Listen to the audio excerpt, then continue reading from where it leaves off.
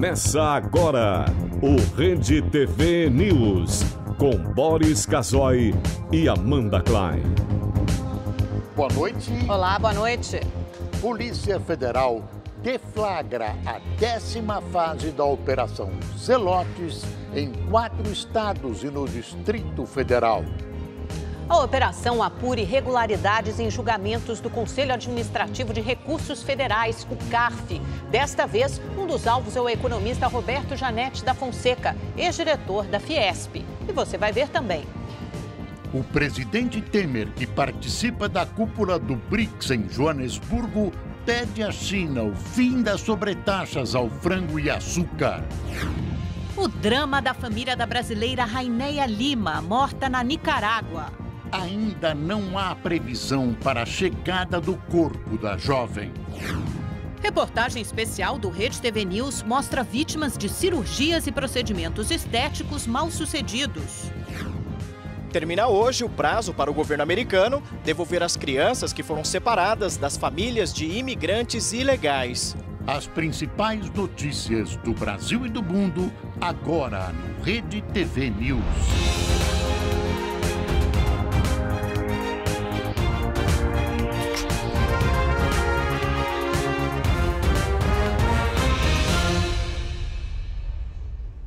Nesta quinta-feira, o grupo de 5 partidos políticos conhecido como Centrão ou Blocão oficializou o apoio à candidatura do tucano Geraldo Alckmin à presidência da República. Numa imagem que se repetirá muitas vezes daqui para frente, representantes do Solidariedade, PP, PR, PRB, Democratas e Geraldo Alckmin sentaram lado a lado para anunciar que vão trabalhar juntos pela candidatura do tucano. Seria fácil vir para um pré-candidato se eu estivesse em primeiro lugar, se eu tivesse disparado nas pesquisas, mas não. Estão vindo por convicção de que nós temos que estar juntos num grande esforço conciliatório. Para fechar a aliança, o Democratas teve que abrir mão da candidatura própria. O presidente da Câmara, Rodrigo Maia, que já havia sido anunciado como pré-candidato pelo partido e está em viagem ao exterior, escreveu uma carta abrindo mão da disputa. No texto, ele agradece o apoio que recebeu de todos e ressalta que Geraldo Alckmin saberá honrar os projetos do grupo. O blocão foi muito cortejado por vários pré-candidatos e chegou a ficar bem próximo de Ciro Gomes, candidato pelo PDT. O motivo para tanto assédio é o tempo de campanha no rádio e na TV que o grupo tem direito. A estimativa é que os 5 partidos juntos representem 14 minutos a mais de presença em rede nacional. A relação entre Alckmin e o blocão se estreitou nas últimas semanas e mesmo depois do acordo, as negociações não param. A questão agora é quem será o candidato a vice na chapa. Homem ou mulher, né? Moreno ou loiro ou loira, enfim, não tem uma preferência. Geralmente o vice, ele complementa a chapa, né? Então, não será certamente de São Paulo, é de outro partido aqui do Centro Democrático. A escolha de um nome ficou ainda mais difícil depois que um dos mais cobiçados, o empresário Josué Gomes, do PR, rejeitou o convite. Numa carta, ele justifica que não pôde aceitar por questões pessoais, mas disse confiar que o grupo indicará um candidato a vice melhor e que trabalhará pela vitória de Alckmin. Diante da indecisão, o grupo diz não ter pressa. Agora nós vamos discutir as hipóteses, os nomes para a composição de chapa. Temos até o dia 4 de agosto, que é a data da convenção de Geraldo Alckmin, para chegar ao consenso. Aldo Rebelo, pré-candidato do Solidariedade, distribuiu uma nota informando que, ante a decisão do seu partido de apoiar Alckmin, ele desistiu de concorrer ao pleito de outubro. Alckmin ganhou apoio, mas vai ter que passar a campanha explicando aos eleitores por que aceita a companhia de alguns partidos que têm políticos envolvidos com a corrupção e estão na Lava Jato. E como era esperado, o número de candidatos, você vê, vai minguando, vai sendo filtrado. Bolsonaro também, ainda como Alckmin, não tem vice. Hoje falava-se em um príncipe ou um astronauta para a vice do nosso Bolsonaro. O astronauta foi o primeiro astronauta brasileiro, que é Marcos Pontes, e o príncipe é o príncipe Felipe de Orleans e Bragança. O candidato do PDT à presidência, Ciro Gomes, tentou se explicar sobre a entrevista polêmica a uma TV do Maranhão, em que disse ser necessário colocar juízes e o Ministério Público na caixinha. Ciro também declarou que se ele assumir o poder, Lula será solto. Hoje, o pedetista diz que a liberdade de Lula só seria restaurada com a restauração do Estado de Direito Democrático, perdido na esteira de um golpe. E concluiu dizendo que não é só a liberdade de Lula, é a regularidade do império da lei. Ciro ainda negou que as declarações tenham estremecido sua campanha. A Polícia Federal realizou nesta quinta-feira a 10ª fase da Operação Zelotes, que investiga crimes cometidos por ex-conselheiros do Conselho Administrativo de Recursos Fiscais, o CARF. Entre os alvos está o economista Roberto Janete da Fonseca, ligado ao PSDB.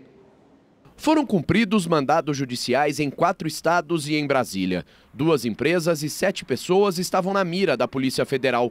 Todos são suspeitos de participar de um esquema junto ao Conselho Administrativo de Recursos Fiscais, o CARF.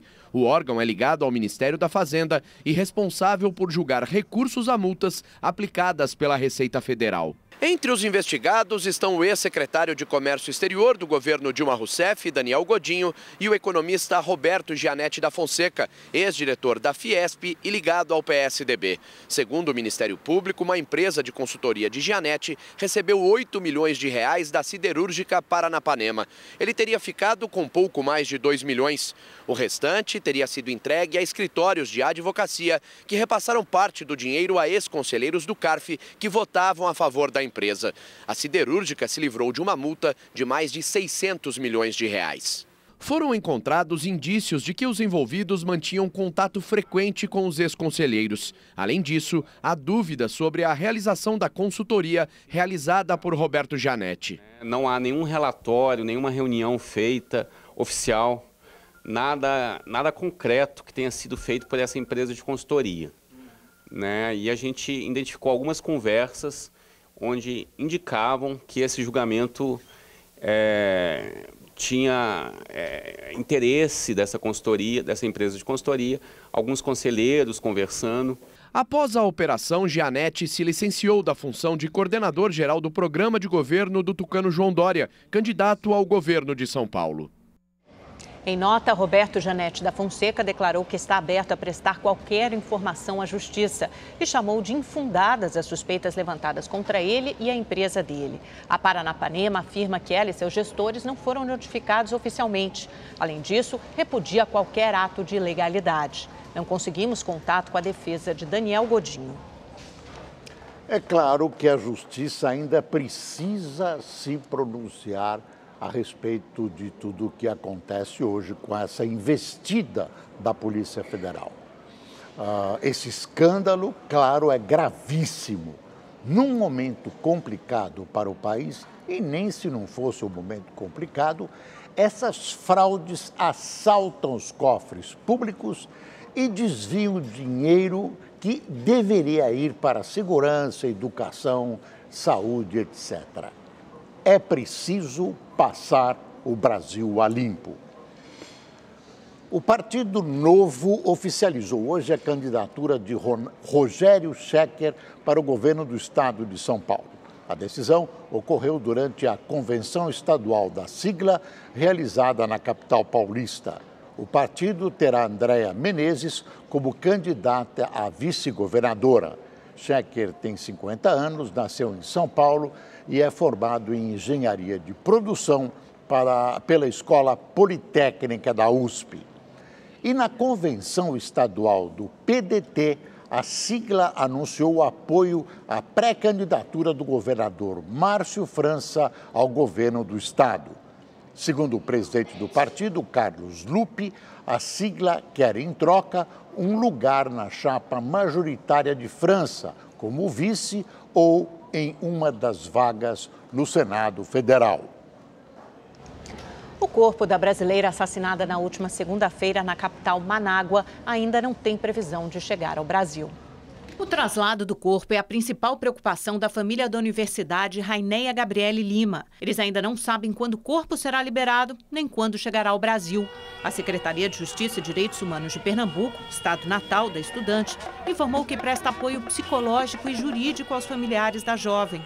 O presidente Michel Temer, que está reunido com chefes de Estado em Joanesburgo, na África do Sul, disse que está tomando as providências para que o assassinato de Raineia seja solucionado o mais rápido possível. Temer não explicou quais seriam essas medidas. O Itamaraty não confirmou o retorno do embaixador brasileiro, que foi convocado a deixar a Nicarágua e voltar ao Brasil. As manifestações contra o governo de Daniel Ortega começaram em abril, depois do anúncio da reforma da Previdência. Segundo o levantamento da Associação Nicaragüense dos Direitos Humanos, subiu para 448 o número de mortos na Nicarágua, em protestos que pedem a saída do presidente Daniel Ortega. O governo da Nicarágua não explicou até agora como a universitária foi morta. Não se conhecem as circunstâncias exatas, nem a arma ou armas usadas. Apenas Manágua apressou-se em dizer, sem detalhes, que os autores ou autor do assassínio pertencia a uma guarda particular, tentando assim eximir as autoridades de qualquer responsabilidade. A Nicarágua foi transformada em uma ditadura cruel pelo presidente Ortega, cujas tropas reprimem brutalmente as manifestações populares. Aqui no Brasil, o PT apoia incondicionalmente a repressão de Ortega. É muito cinismo. Isso é uma vergonha. A Polícia de São Paulo prendeu nesta quinta-feira integrantes de uma quadrilha que aplicava golpes de falsos financiamentos de veículos. 7 homens da quadrilha foram presos. Um ainda está foragido. A quadrilha, conhecida como Talibã, ostentava nas redes sociais o dinheiro que ganhava com os golpes.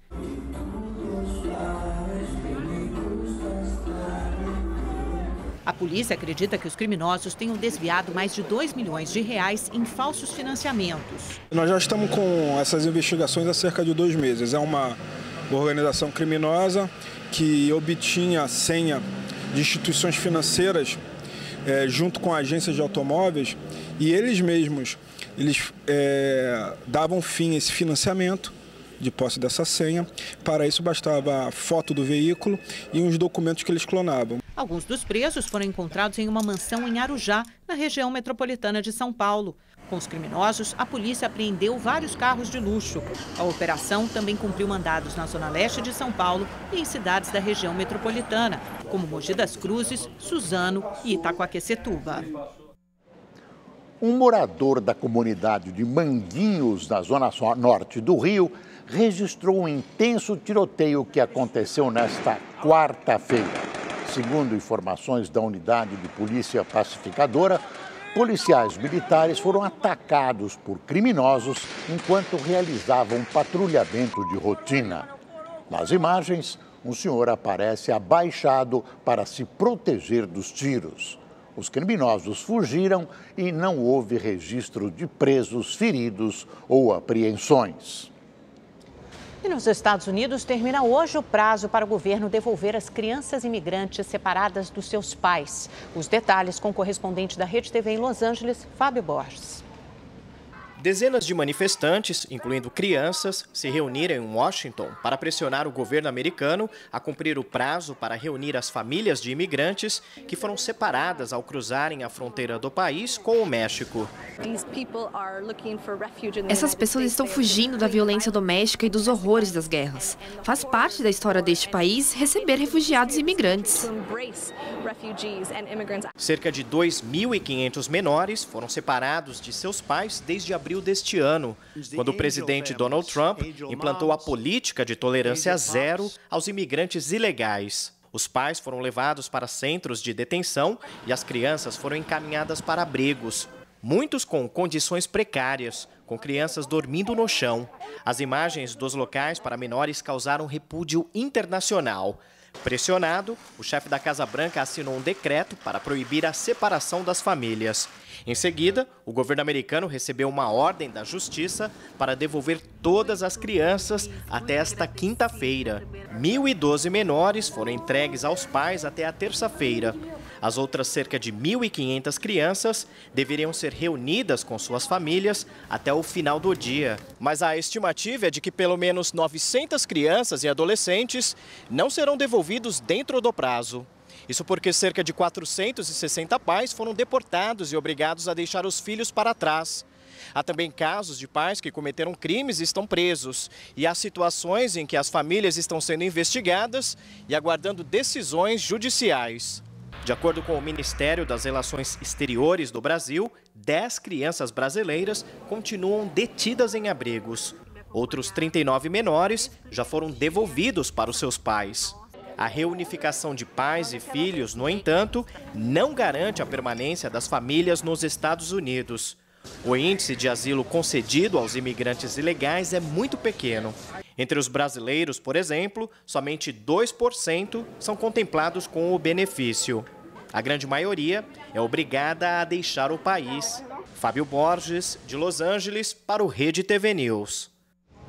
Bom, de volta aqui ao Brasil, vamos conversar com o nosso comentarista de política, Reinaldo Azevedo. Quer dizer, Brasil mais ou menos, né? Monsieur Reinaldo Azevedo, bonsoir, nosso parisiense, de plantão aqui no Rede TV News todos os dias.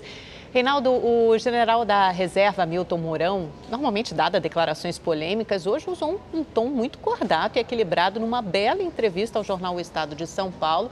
E ele diz o seguinte, que até ele acha a militância do Bolsonaro meio boçal, sendo que ele apoia a candidatura do Bolsonaro, que fique claro. O que você achou disso, dessa declaração? Eu achei, Amanda, boa noite, Boris. Pela primeira vez, eu e o general Hamilton Mourão concordamos. O que eu acho notável, Amanda, agora falando sério, é que o general Hamilton Mourão, e todos nós nos lembramos, ele não se caracterizava por ser exatamente uma pessoa moderada quando estava na ativa.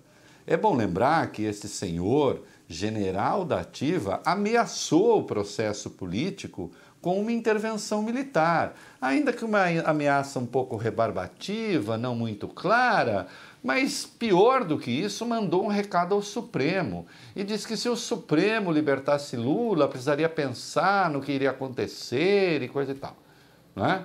Então ele não é, de nenhuma maneira, uma pessoa moderada. Tampouco é alguém que tenha simpatia pela esquerda, ao contrário, ele ataca, aliás, na entrevista ao Estadão, ao Leonêncio Nossa, ele ataca a esquerda. Veja, mas diz que há um certo radicalismo e uma coisa assim até um pouco boçal. Bom, aí eu sugiro que os nossos telespectadores mais curiosos, que não se contentarem só com as minhas sinonímias, procurem o dicionário. Boçal, ignorante, inculto, né? Grosseiro, estúpido.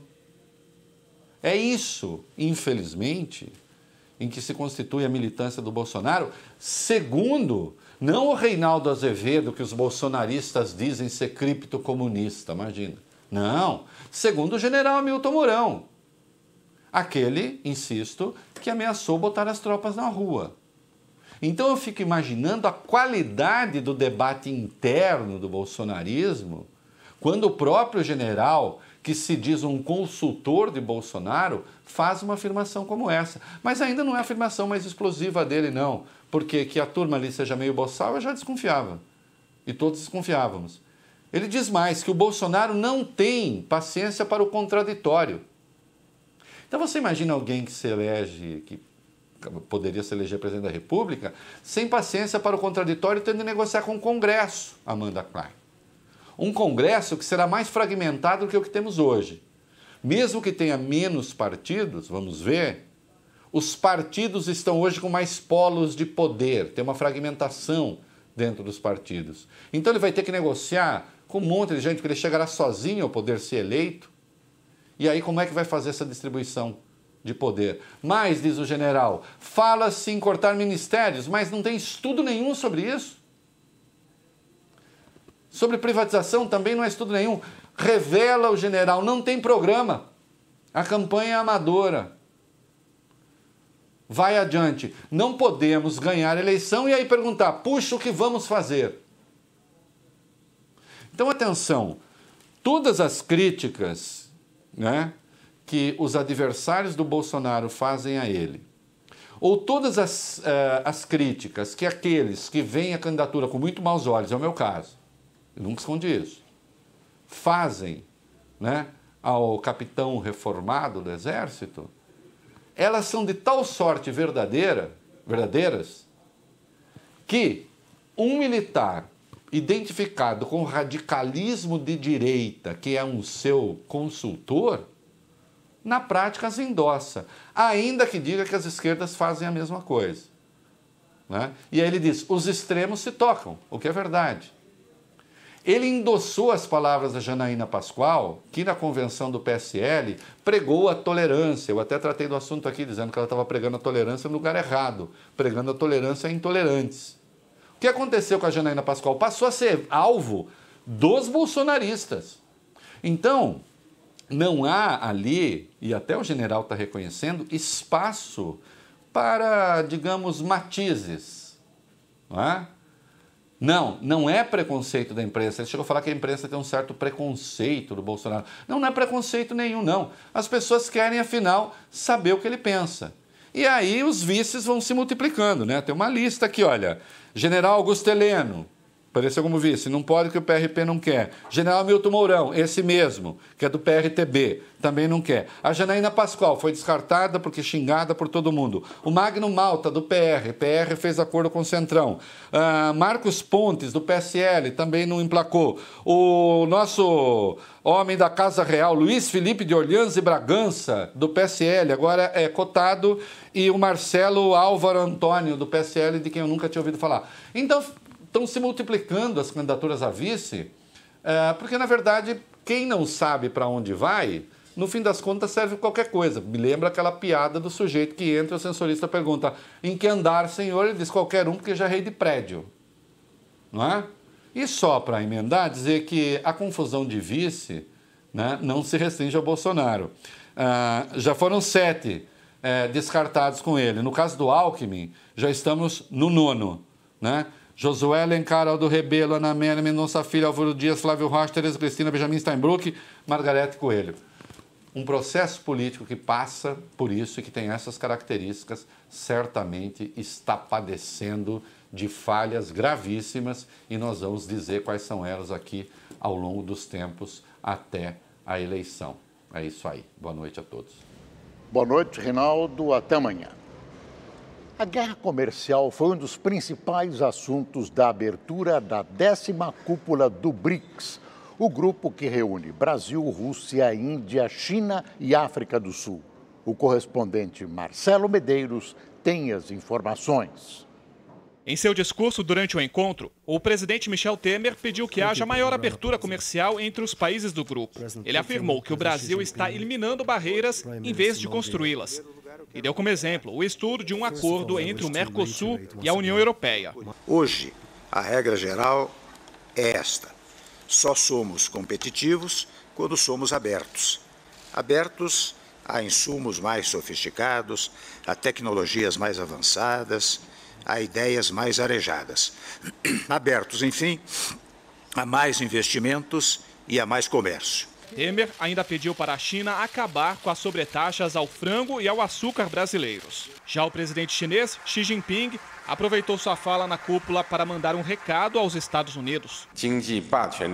Uma guerra comercial deve ser rejeitada, porque não haverá vencedores. A relação entre os dois países está estremecida desde que o governo americano sobretaxou o equivalente a 50 bilhões de dólares de produtos chineses. Por enquanto, a Casa Branca não deu sinais de que irá recuar nesta guerra comercial com a China. Já com seus aliados, a conversa mudou de tom esta semana e houve avanço nos diálogos. O secretário de Tesouro americano, Steven Mnuchin, afirmou que os Estados Unidos e a União Europeia concordaram em não propor nenhuma nova tarifa comercial. Já o presidente Donald Trump, em visita ao estado de Iowa, afirmou que o acordo com a Europa irá beneficiar os fazendeiros americanos. Eu falei para os europeus, me façam um favor, vão até as nossas fazendas e comprem bastante soja, porque o mercado estará aberto, sem tarifa, sem nada, comércio livre. De Nova York, Marcelo Medeiros para o Rede TV News. Incredulidade e dúvida. Essa foi basicamente a reação da comunidade internacional ao anúncio feito ontem pelo presidente Trump e pelo chefão europeu Jean-Claude Juncker de uma espécie de trégua na guerra comercial entre os dois mercados. Trump tem sido instável e como em suas decisões e em suas afirmações. E isso compromete a credibilidade do acordo, cujos detalhes ainda não são totalmente conhecidos. No encrave de Ceuta, no Marrocos, pelo menos 800 imigrantes pularam as cercas fronteiriças e entraram no território espanhol. A imagem mostra o desespero de quem foge de guerras civis e da fome. Segundo as autoridades de Ceuta, essa foi uma das mais violentas invasões que já aconteceram. Os migrantes usaram objetos cortantes e sprays caseiros pela primeira vez, o que surpreendeu os guardas que monitoravam a fronteira. Mais de 150 pessoas ficaram feridas na ação, sendo 130 refugiados e 22 agentes espanhóis. Assim que chegaram a Ceuta, eles gritaram a palavra vitória. Uma parte do grupo foi levado para o Centro de Permanência Temporária para Imigrantes em Ceuta e os feridos para hospitais da região. No Paquistão, o candidato Imran Khan declarou vitória depois que os resultados preliminares indicaram a liderança do seu partido. Se confirmada a vitória, Imran vai assumir como novo premier paquistanês. O político prometeu lutar contra a corrupção em todas as esferas do governo e melhorar as relações com a China e Estados Unidos. A oposição do antigo premier Nawaz Sharif diz que houve fraude no pleito. Em Cuba, o dia foi marcado pelo 65º aniversário da tomada do quartel de Moncada, que marca o início da Revolução Cubana de 1953. Durante seu discurso, Raul Castro acusou os Estados Unidos de cercarem ainda mais Cuba, Venezuela e Nicarágua e disse que seu povo deve estar preparado para responder cada desafio com firmeza e otimismo. Castro ainda pediu a liberdade de Lula e o direito dele de se candidatar à presidência do Brasil. Um ditador como Castro falando em liberdade seria cômico se não fosse trágico. A família do brasileiro encontrado morto na última terça-feira em Angola tenta trazer o corpo para ser enterrado em Goiânia.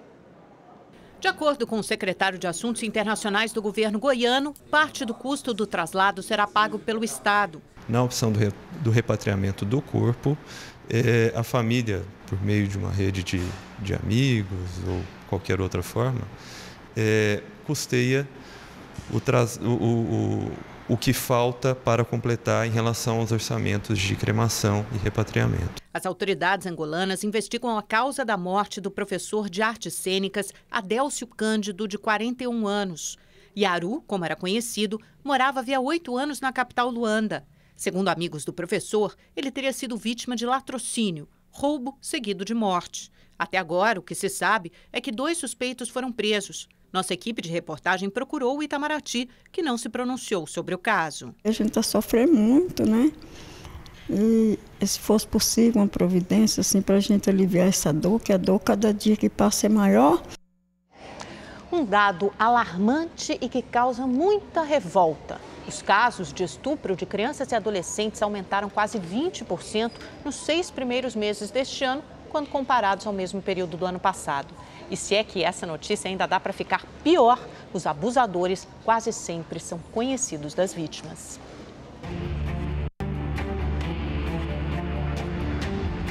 O funcionário de uma clínica dentária na zona sul de São Paulo foi preso em flagrante por abusar de uma menina de 12 anos. Após a prisão dele, a mãe de outra vítima procurou a polícia para denunciar o mesmo homem. Ela falou: mãe, eu sofri um abuso, eu quero sair daqui agora. E levantou e saiu correndo. Segundo a Secretaria de Segurança de São Paulo, somente nos primeiros meses deste ano, mais de 4.300 casos de estupro de crianças e adolescentes foram registrados no estado.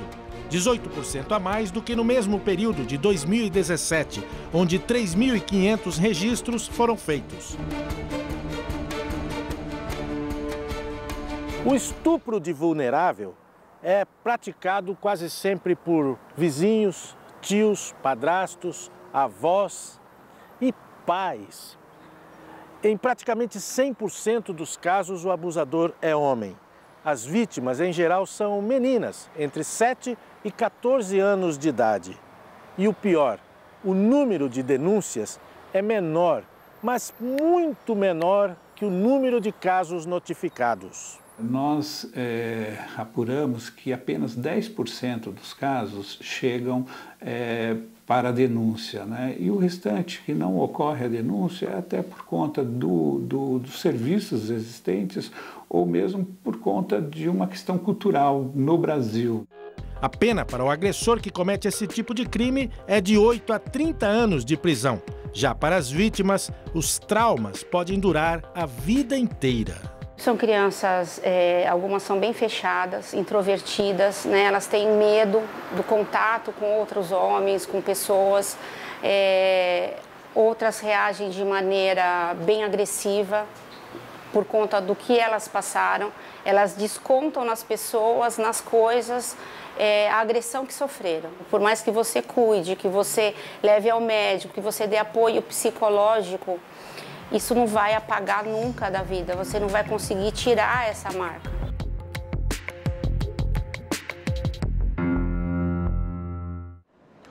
O que leva alguém a se arriscar tanto para mudar o próprio corpo? A busca por beleza a qualquer custo transformou a estética em um mercado perigoso. Hoje, cerca de 12 mil pessoas sem qualificação fazem cirurgia plástica no Brasil. Isso em um país que só fica atrás dos Estados Unidos quando o assunto é realização de procedimentos estéticos.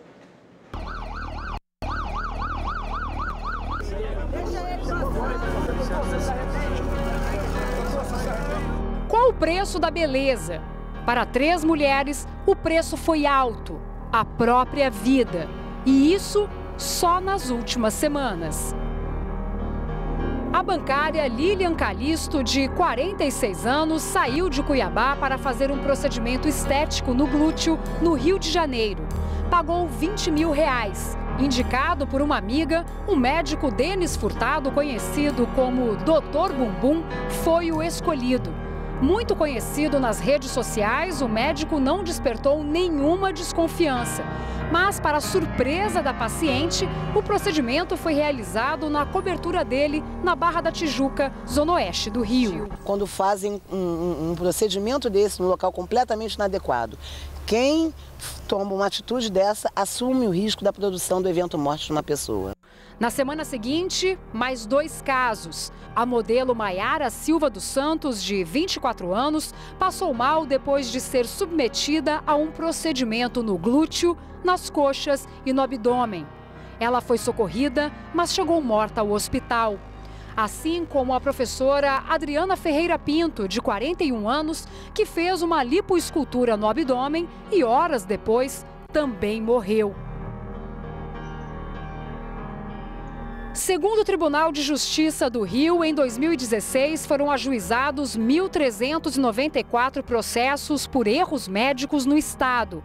Em 2017, esse número subiu para 1.427 e este ano já somam 585 em 6 meses. Há 2 anos, Márcia chora a morte da filha caçula.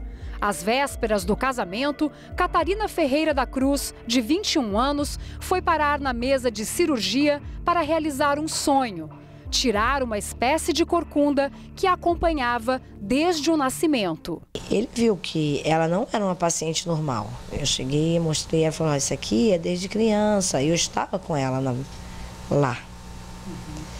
E eu achei que era uma coisa simples e não foi, né? Catarina pesquisou e escolheu essa clínica na Barra da Tijuca. Passou por diversos exames. A cirurgia foi marcada para o dia 21 de novembro de 2016. A mãe a acompanhou, mas as horas passavam e nada da filha voltar da sala de cirurgia. Depois de quase 1 hora, já estava agoniada, porque eu não sabia. E ele entrou e falou assim: aconteceu alguma coisa. Aí eu falei: o que que aconteceu? O que que aconteceu com a minha filha? A gente tem que orar muito por ela. Catarina foi levada às pressas para este hospital. Teve uma parada cardiorrespiratória e morreu. Ela encontrou alguém que falasse para ela que desse todo isso, seria simples e que poderia realizar isso, né? De uma forma simples, e que 5 horas da tarde ela estaria, do mesmo dia, estaria em casa. E não foi assim? E algo que não aconteceu, que a gente está esperando esses 5 horas até agora. Bom, agora a gente vai conhecer o quarto da Catarina. A Carol, que é a irmã dela, está aqui me acompanhando. Licença, Carol. A sua mãe preferiu deixar tudo arrumadinho, né? O quarto dela do jeito que era, as coisas dela. Tá tudo aqui, Carol?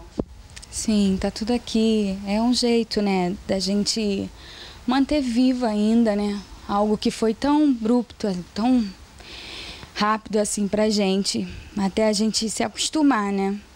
Mas é um conforto pra gente ter isso daqui, as coisinhas dela, deixar... a gente fica se confortando, né?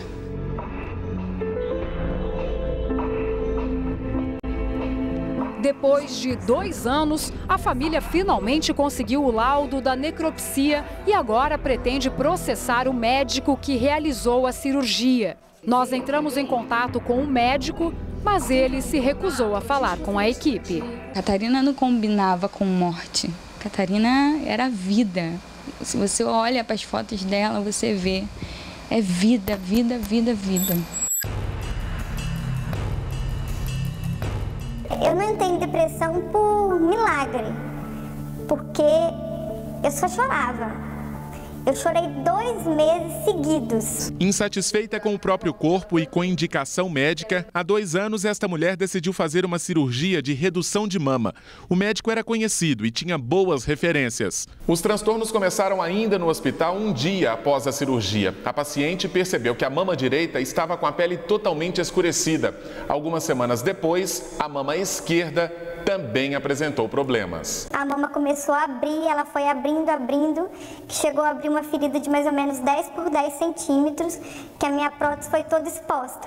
O médico falava o quê? Qual foi o comportamento? Normal. Para ele era normal? Para ele era normal e era conduta a esperar. Preocupada, ela procurou outro médico e foi diagnosticada com infecção nas 2 mamas. As bactérias deixaram marcas até no tecido do sutiã. As próteses foram retiradas, mas as complicações continuaram. A mama direita continuava sem auréola, com uma ferida aberta. Eu tinha uma ferida de mais ou menos uns 6 a 8 centímetros aberta, que essa ferida ficou 9 meses para fechar. Em 1 ano e 2 meses, ela passou por 5 cirurgias. Na última, feita por outro médico, foi necessário retirar pele da virilha e da orelha para fazer a reconstrução. Mesmo assim, as mamas ficaram deformadas e se a jovem tiver filhos, não poderá amamentar. É uma coisa muito decepcionante para mim como mulher, uma tristeza muito grande. A jornalista Priscila Aguiar estava prestes a fazer a viagem dos sonhos.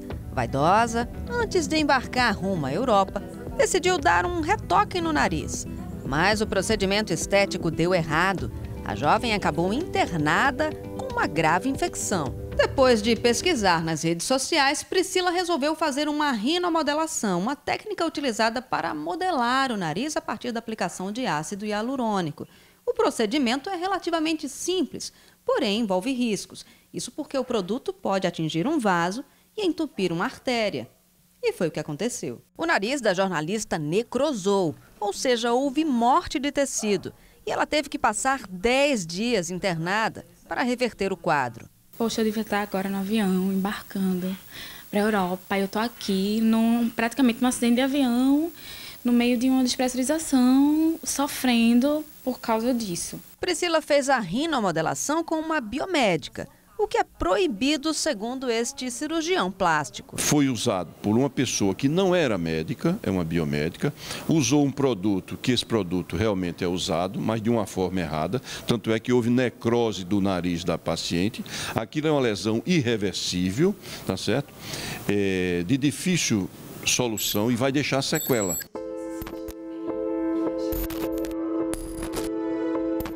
Renata, que tem vergonha de mostrar o rosto, ficou com sequelas que vai levar para o resto da vida. Há um ano, decidiu fazer 2 procedimentos estéticos de uma só vez, a lipoaspiração e abdominoplastia.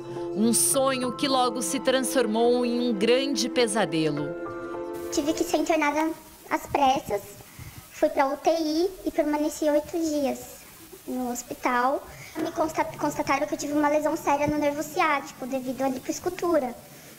E aí eu fiquei com déficit de motor no pé. Até hoje, 1 ano, eu tenho sequelas. Eu estou afastada do INSS, pelo INSS. Minha rotina mudou completamente. Eu aprendi a andar. Fiquei meses na cadeira de rodas. A médica responsável por esse procedimento, que deixou tantas sequelas na Renata, atende em um consultório neste prédio comercial na Zona Sul de São Paulo. A doutora Janine Moreira Rodrigues também tem no currículo uma outra cirurgia estética que acabou com uma vítima fatal. O caso aconteceu com Alessandra Matos, de 30 anos, em fevereiro. A cabeleireira passou por 3 procedimentos de uma só vez: a lipoaspiração, a abdominoplastia e o enxerto nos glúteos. Ainda na sala de cirurgia, ela teve o pulmão perfurado e morreu por conta de uma hemorragia interna aguda.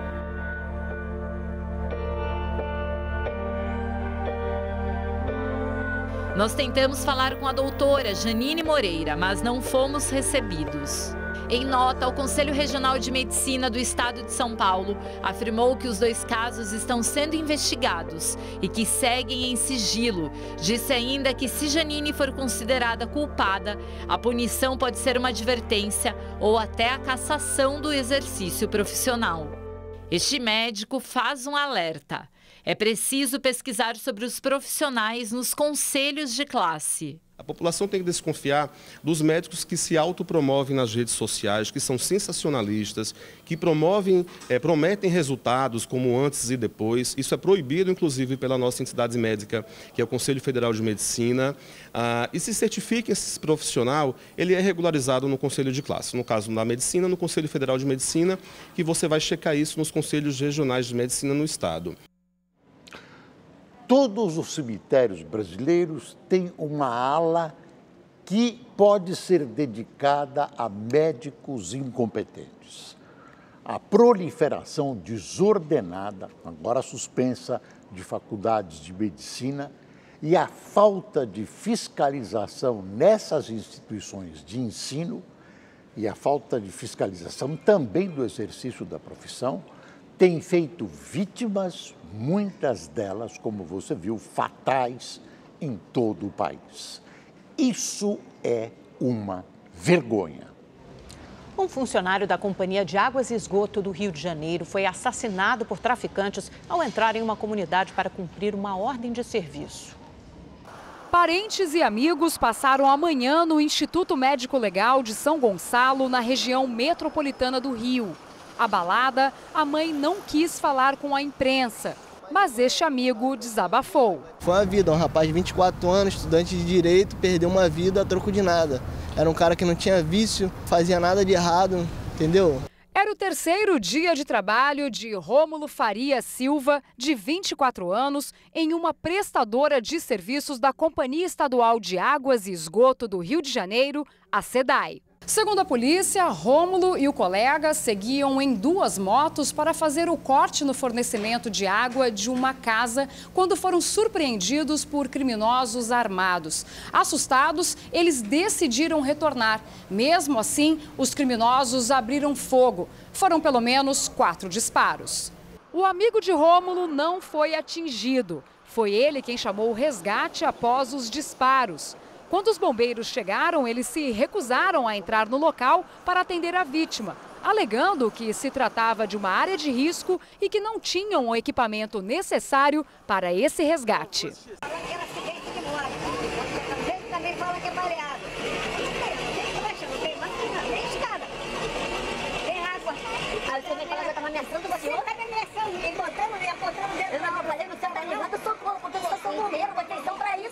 Tudo aconteceu na comunidade do Eucalipto, no bairro Maria Paula, em São Gonçalo. Rômulo ainda foi socorrido e levado para um hospital da região, mas não resistiu.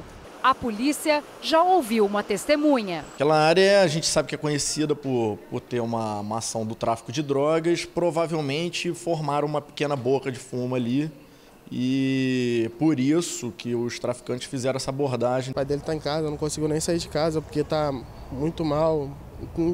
É algo que assim, a gente jamais imagina que vai acontecer com alguém tão próximo da gente.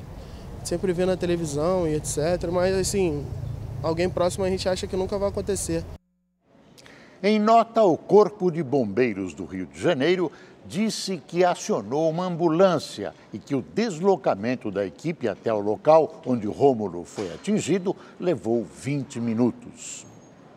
O maior evento literário do Brasil, que acontece em Paraty, no Rio de Janeiro, entrou no 2º dia. A grande homenageada da Flip 2018 é a dramaturga, poetisa e cronista Hilda Hilst, que morreu em 2004. Milhares de turistas vieram exclusivamente para o evento. A mesa 5, com Jamila Ribeiro e Selva Amada, teve a maior lotação da festa literária até agora.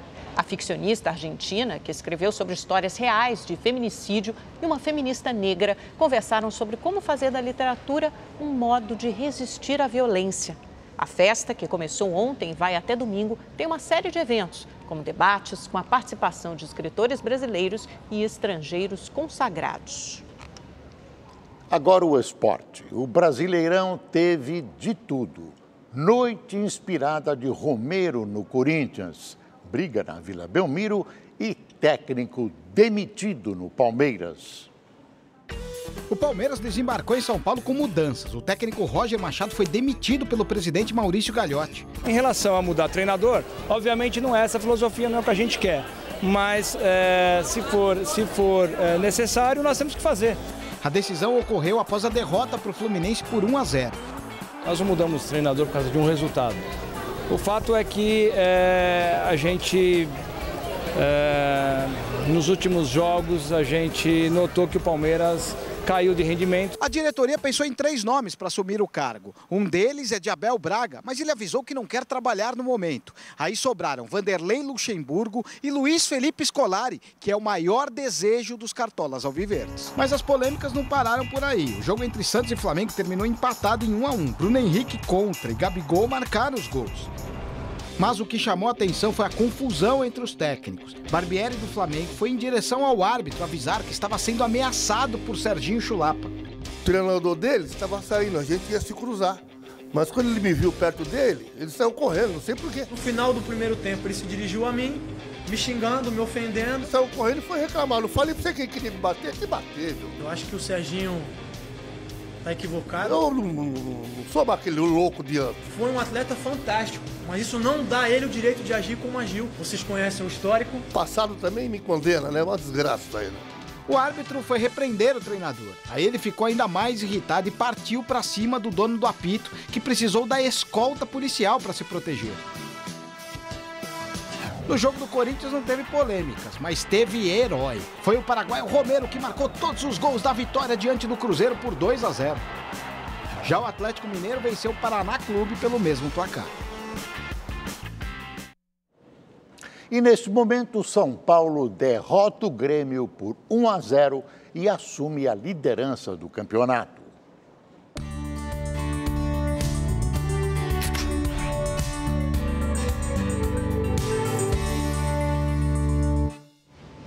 A Semana de Vela de Ilhabela vai muito além das regatas. A competição também é marcada por histórias inspiradoras de pessoas que decidiram fazer da própria profissão um estilo de vida. A pergunta é: como foi o seu dia hoje? Pegou um trânsito? Foi pro escritório? Aguentou aquele chefe mal-humorado? Passou o dia reclamando da vida, né? Calma, nunca é tarde pra mudar. Essas são algumas das profissões mais legais da Semana de Vela aqui em Ilhabela. Anota aí, ó. A Thalita largou a vida dela e agora é tripulante do veleiro Fernande. Aqui, ela é responsável pela organização do barco nas expedições para a Antártica. Organizar é o meu maior prazer, então etiquetar, deixar tudo em ordem, com um número grande de pessoas, a gente pode acomodar até 12 pessoas, realmente pode ficar um caos a bordo. Já o trabalho do Heitor é registrar o mundo pelas lentes de uma câmera, maravilhoso, né? Cliques sempre cuidadosos em busca da melhor imagem, aquela que só de ver emociona. O que o diretor de fotografia faz, né? Tira foto? Não, filma.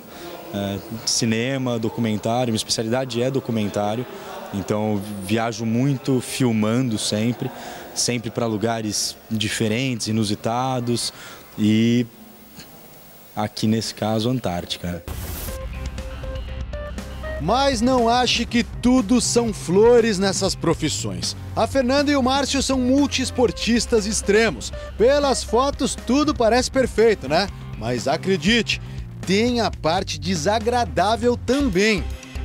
Dormi com milhares de mosquitos na barraca e tomando milhares de picas, tomando shampoo de repelente no cabelo inteiro, dentro da orelha e não adiantava. Agora, de todas essas profissões, quem tem a mais legal é o Harry. Aquele Golden ali de 4 anos que fica só curtindo esse visual numa boa. Isso sim é vida. Pelos ao vento e puro glamour. Fernando Navarro de Ilhabela para o Rede TV News. Amanhã nós vamos poder observar o mais longo eclipse lunar deste século. A Luciana Camargo traz a previsão do tempo e vai falar um pouco desse fenômeno para a gente. Oi, boa noite. Primeiro a gente vai falar da previsão do tempo para amanhã, depois a gente vai falar do eclipse lunar mais longo do nosso século, da lua de sangue. Pode ser? Bem, fim de semana está aí, mais uma frente fria vai chegar ao sul do país e levar chuva forte para lá, mas amanhã as áreas de instabilidade vão dar uma trégua. Mesmo assim, chove em alguns pontos da região, como a gente vê agora no mapa. Vai chover no oeste do Paraná, em Santa Catarina e também no norte do Rio Grande do Sul. As pancadas de chuva continuam a atingir o norte do país, desde o oeste do Amazonas até o noroeste do Maranhão. Lá no litoral, entre as praias da Paraíba até Sergipe, chove a qualquer hora do dia. A nebulosidade vai ser grande no Espírito Santo, onde pode garoar. E muitas nuvens no céu também do leste da Bahia e na região da Campanha Gaúcha, mas nessas duas áreas não há previsão de chuva. No mais, é o sol que vai predominar e o tempo segue seco em todo o interior do país. Vamos dar uma olhadinha agora nos termômetros, porque o dia começa com 12 graus em Brasília e também em Porto Alegre, 13 em BH e em São Paulo. À tarde, os termômetros vão chegar aos 33 graus em Belém, 31 em Macapá e também em Cuiabá. Agora sim a gente vai falar do eclipse. Amanhã é noite de lua cheia, noite de eclipse, que é quando o Sol, a Terra e a Lua estarão alinhados. Os raios solares serão bloqueados para o nosso satélite pela Terra. Na atmosfera da Terra há um filtro desses raios solares que são formados pelas cores do arco-íris, né? As cores menos filtradas são a de tom alaranjado, avermelhado. Por isso é que a gente vai ver amanhã essa lua aqui, lua de sangue, com esse tom avermelhado. Vamos ver um outro gráfico que mostra melhor o eclipse. Ele vai durar cerca de 4 horas em sua totalidade, mas ele vai ter a parte da umbra, que é quando a Lua vai estar totalmente coberta pela sombra da Terra, vai durar cerca de 1h40. Ele é o mais longo do nosso século, porque a Lua vai passar exatamente no centro da sombra da Terra. O Brasil inteiro vai conseguir ver o fenômeno, mas não em sua totalidade. Ele vai começar primeiro lá em Recife, na capital de Pernambuco, por volta das 5h15 da tarde. Tem um mapa que mostra a visibilidade desse eclipse, né, onde fica mais fácil ver. Quanto mais para o leste, mais fácil de ver o eclipse. O único problema são as nuvens que vão cobrir o céu na hora que ele acontecer, né? Nordeste, Tocantins, parte do centro-oeste, sudeste e sul vão conseguir ver o eclipse em sua totalidade até às 6h13 da tarde. Nessa área alaranjada, que pega parte do norte e do centro-oeste, vai conseguir ver o eclipse parcialmente até às 7h19 da noite, na verdade, né? Já Acre, oeste do Amazonas e oeste de Roraima, vai conseguir ver só uma penumbra, mas vai ver essa penumbra até às 8h30 da noite. Quando vai ser o próximo eclipse? Vai ser só no ano que vem, no 20 de janeiro, mas o Brasil inteiro vai conseguir ver o fenômeno total do início ao fim. Bom demais, né? Mas isso só em janeiro. Que você tenha uma ótima noite e a gente se vê amanhã. Tchau, tchau. E nos Estados Unidos, o Facebook perdeu 120 bilhões de dólares em valor de mercado. É a maior queda diária da história de uma companhia na Bolsa de Valores de Nova York. O tombo foi por causa do balanço ruim divulgado hoje. O montante perdido supera o PIB de 133 países, como Marrocos, Ucrânia e Equador. O recente escândalo da Cambridge Analytica e a perda de usuários impulsionaram a queda da receita da empresa do Vale do Silício. E o Rede TV News fica por aqui. Uma ótima noite para você. Até amanhã. Boa noite.